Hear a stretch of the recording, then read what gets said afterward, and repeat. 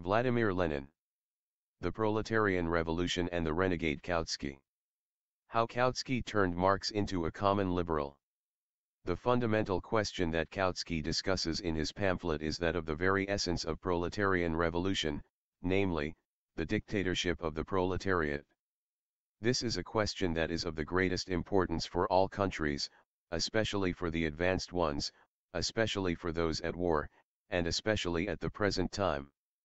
One may say without fear of exaggeration that this is the key problem of the entire proletarian class struggle. It is, therefore, necessary to pay particular attention to it. Kautsky formulates the question as follows: the contrast between the two socialist trends, i.e., the Bolsheviks and non-Bolsheviks, is the contrast between two radically different methods, the dictatorial and the democratic, p3. Let us point out, in passing, that when calling the non-Bolsheviks in Russia, i.e., the Mensheviks and socialist revolutionaries, socialists, Kautsky was guided by their name, that is, by a word, and not by the actual place they occupy in the struggle between the proletariat and the bourgeoisie. What a wonderful understanding and application of Marxism! But more of this later. For the moment we must deal with the main point, namely, with Kautsky's great discovery of the fundamental contrast between democratic and dictatorial methods. That is the crux of the matter, that is the essence of Kautsky's pamphlet. And that is such an awful theoretical muddle, such a complete renunciation of Marxism, that Kautsky, it must be confessed, has far excelled Bernstein.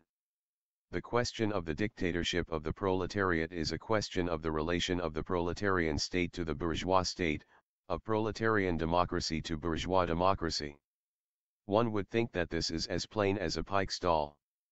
But Kautsky, like a schoolmaster who has become as dry as dust from quoting the same old textbooks on history, persistently turns his back on the 20th century and his face to the 18th century, and for the 100th time, in a number of paragraphs, in an incredibly tedious fashion chews the old cut over the relation of bourgeois democracy to absolutism and medievalism. It sounds just like he were chewing rags in his sleep. But this means he utterly fails to understand what is what. One cannot help smiling at Kautsky's effort to make it appear that there are people who preach contempt for democracy, PIA, and so forth. That is the sort of twaddle Kautsky uses to befog and confuse the issue, for he talks like the liberals, speaking of democracy in general, and not of bourgeois democracy. He even avoids using this precise, class term, and, instead, tries to speak about pre-socialist democracy. This windbag devotes almost 1/3 of his pamphlet, 20 pages out of 63, to this twaddle, which is so agreeable to the bourgeoisie, for it is tantamount to embellishing bourgeois democracy, and obscures the question of the proletarian revolution. But, after all, the title of Kautsky's pamphlet is The Dictatorship of the Proletariat. Everybody knows that this is the very essence of Marx's doctrine, and after a lot of irrelevant twaddle Kautsky was obliged to quote Marx's words on the dictatorship of the proletariat. But the way in which he the Marxist did it was simply farcical. Listen to this. This view, which Kautsky dubs contempt for democracy, rests upon a single word of Karl Marx's. This is what Kautsky literally says on page 20. And on page 60 the same thing is repeated even in the form that they, the Bolsheviks, opportunely recalled the little word, that is literally what he says de Wertchens. About the dictatorship of the proletariat which Marx once used in 1875 in a letter. Here is Marx's little word. Between capitalist and communist society lies the period of the revolutionary transformation of the one into the other. Corresponding to this is also a political transition period in which the state can be nothing but the revolutionary dictatorship of the proletariat. See footnote 3. First of all, to call this classical reasoning of Marx's, which sums up the whole of his revolutionary teaching, a single word and even a little word, is an insult to and complete renunciation of Marxism. It must not be forgotten that Kautsky knows Marx almost by heart, and, judging by all he has written, he has in his desk, or in his head, a number of pigeonholes in which all that was ever written by Marx is most carefully filed so as to be ready at hand for quotation. Kautsky must know that both Marx and Engels, in their letters as well as in their published works, repeatedly spoke about the dictatorship of the proletariat, before and especially after the Paris Commune. Kautsky must know that the formula dictatorship of the proletariat is merely a more historically concrete and scientifically exact formulation of the proletariat's task of smashing the bourgeois state machine, about which both Marx and Engels, in summing up the experience of the revolution of 1848, and, still more so, of 1871, spoke for 40 years, between 1852 and 1891. How is this monstrous distortion of Marxism by that Marxist pedant Kautsky to be explained? As far as the philosophical roots of this phenomenon are concerned, it amounts to the substitution of eclecticism and sophistry for dialectics. Kautsky is a past master at this sort of substitution. Regarded from the point of view of practical politics, it amounts to subservience to the opportunists, that is, in the last analysis to the bourgeoisie. Since the outbreak of the war, Kautsky has made increasingly rapid progress in this art of being a Marxist in words and a lackey of the bourgeoisie in deeds, until he has become a virtuoso at it. One feels even more convinced of this when examining the remarkable way in which Kautsky interprets Marx's little word about the dictatorship of the proletariat. Listen to this. Marx, unfortunately, neglected to show us in greater detail how he conceived this dictatorship. This is an utterly mendacious phrase of a renegade, for Marx and Engels gave us, indeed, quite a number of most detailed indications, which Kautsky, the Marxist pedant, has deliberately ignored. Literally, the word dictatorship means the abolition of democracy. But, of course, taken literally, this word also means the undivided rule of a single person unrestricted by any laws and autocracy, which differs from despotism only insofar as it is not meant as a permanent state institution, but as a transient emergency measure. The term, dictatorship of the proletariat, hence not the dictatorship of a single individual, but of a class, ipso facto precludes the possibility that Marx in this connection had in mind a dictatorship in the literal sense of the term. He speaks here not of a form of government, but of a condition, which must necessarily arise wherever the proletariat has gained political power. That Marx in this case did not have in mind a form of government is proved by the fact that he was of the opinion that in Britain and America the transition might take place peacefully, i.e., in a democratic way, p. 20. We have deliberately quoted this argument in full so that the reader may clearly see the methods Kautsky the theoretician employs. Kautsky chose to approach the question in such a way as to begin with a definition of the word dictatorship. Very well. Everyone has a sacred right to approach a question in whatever way he pleases. One must only distinguish a serious and honest approach from a dishonest one. Anyone who wants to be serious in approaching the question in this way ought to give his own definition of the word. Then the question would be put fairly and squarely. But Kautsky does not do that. Literally, he writes, the word dictatorship means the abolition of democracy. In the first place, this is not a definition. If Kautsky wanted to avoid giving a definition of the concept dictatorship, why did he choose this particular approach to the question?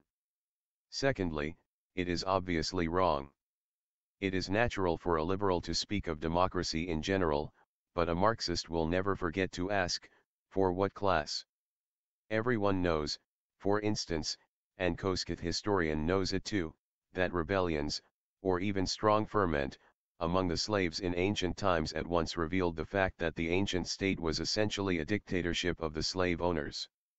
Did this dictatorship abolish democracy among, and for, the slave owners? Every hottie knows that it did not. Kautsky the Marxist made this monstrously absurd and untrue statement because he forgot the class struggle.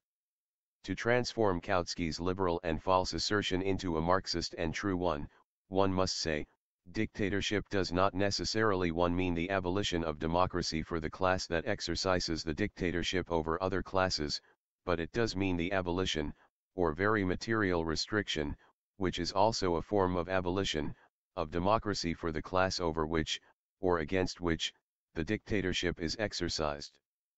But, however true this assertion may be, it does not give a definition of dictatorship.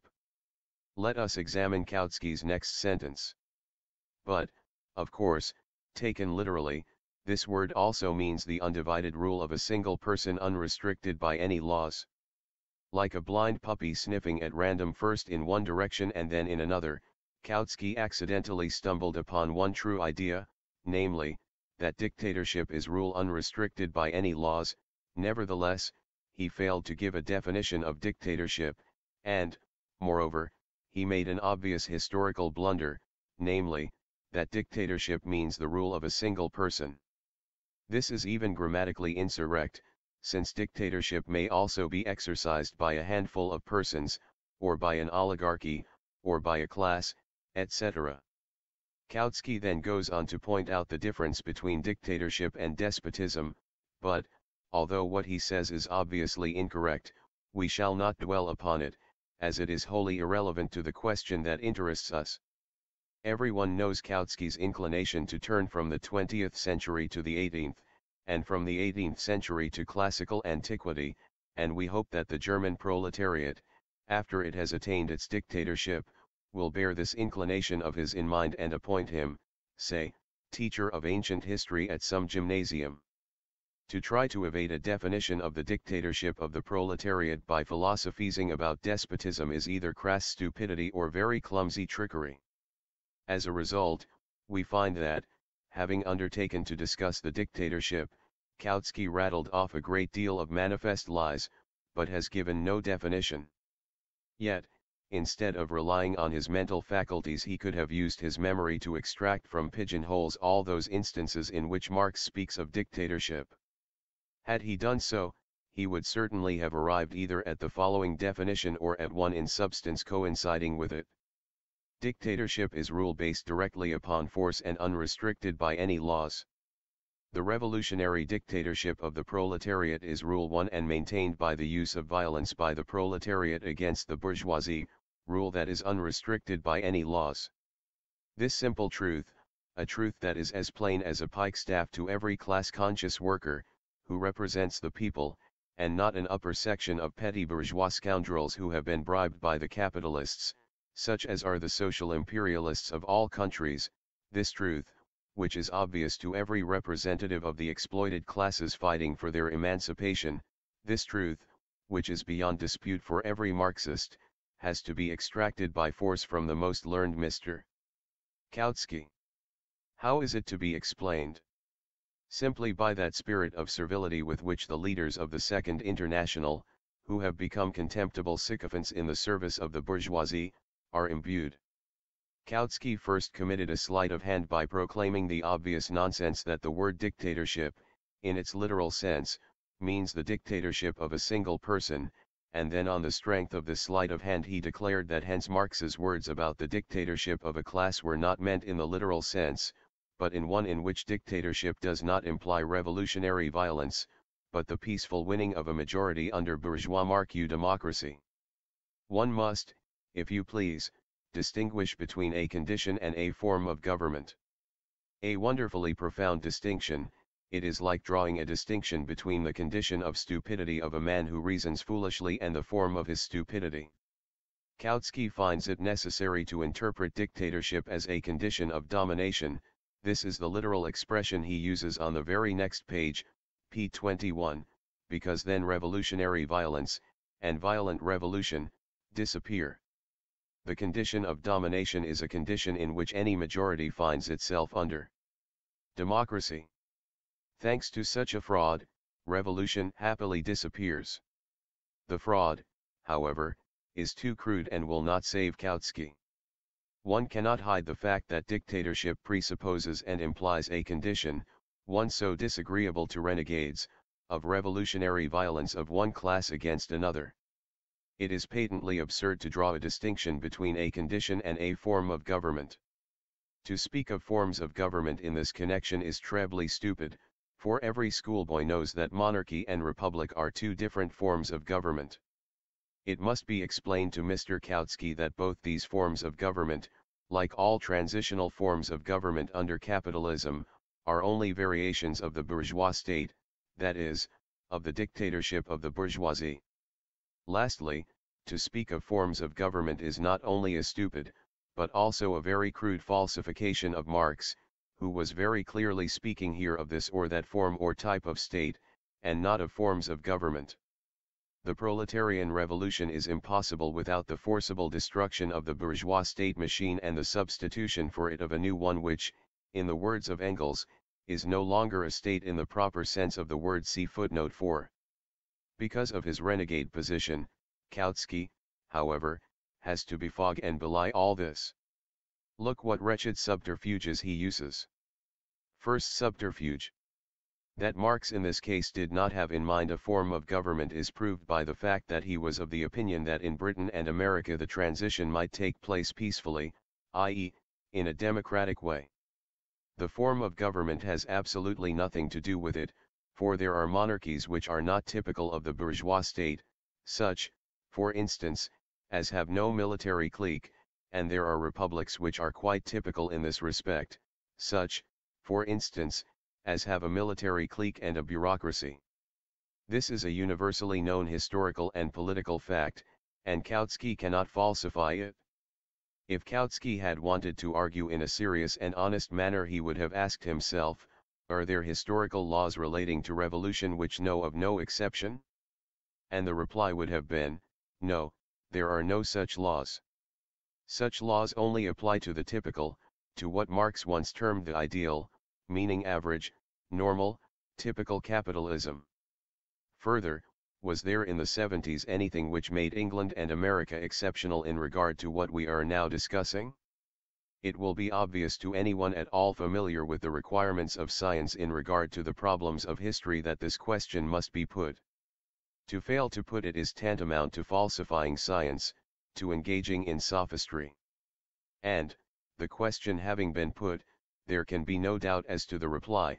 The revolutionary dictatorship of the proletariat is violence against the bourgeoisie, and the necessity of such violence is particularly called for, as Marx and Engels have repeatedly explained in detail, especially in the Civil War in France and in the preface to it, by the existence of militarism and a bureaucracy. But it is precisely these institutions that were non-existent in Britain and America in the 70s, when Marx made his observations. They do exist in Britain and in America now.